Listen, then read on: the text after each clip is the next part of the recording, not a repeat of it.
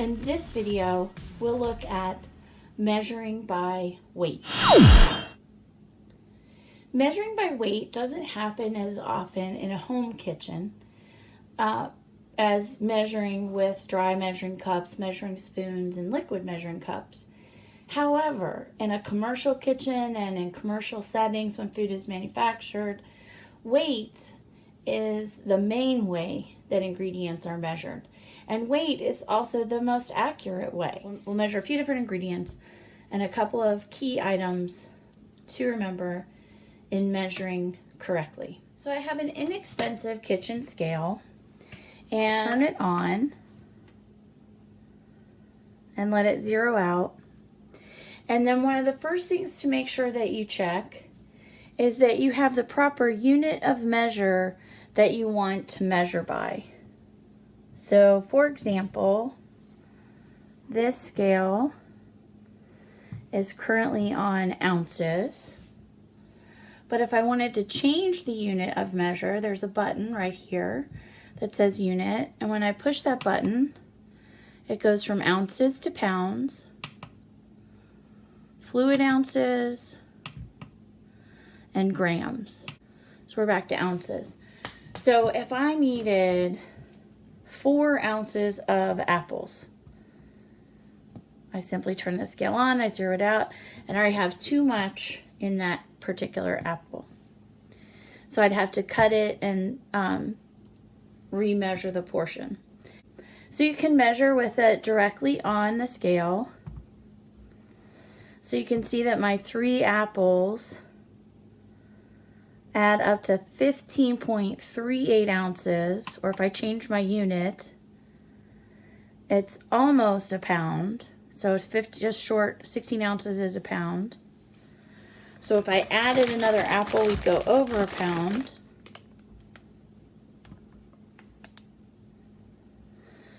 So these 4 apples weigh almost a pound and a half, because you can see it's 1 and 4.8 ounces.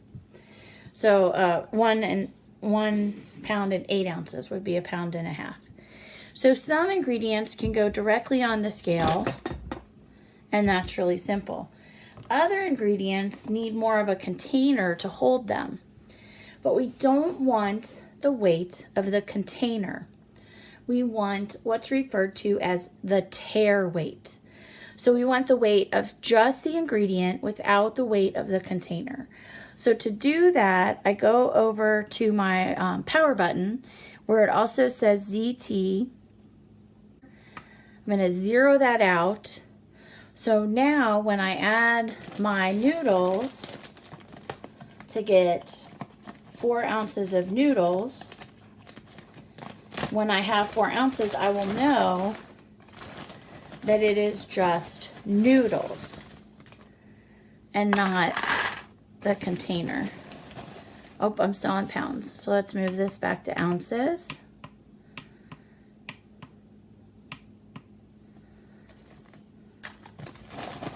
We want to get to 4 ounces of noodles. That's 2.36.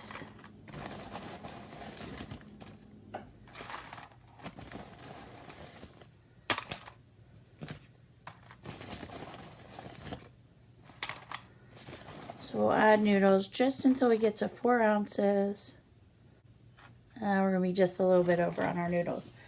So I have just over 4 ounces of noodles, but none of that is the weight of the container. If I needed to measure a larger amount, then I would simply need to measure, you start with a larger container, and then again, I would zero that out so that I get the tare weight, which is the weight of the noodles without the weight of the container.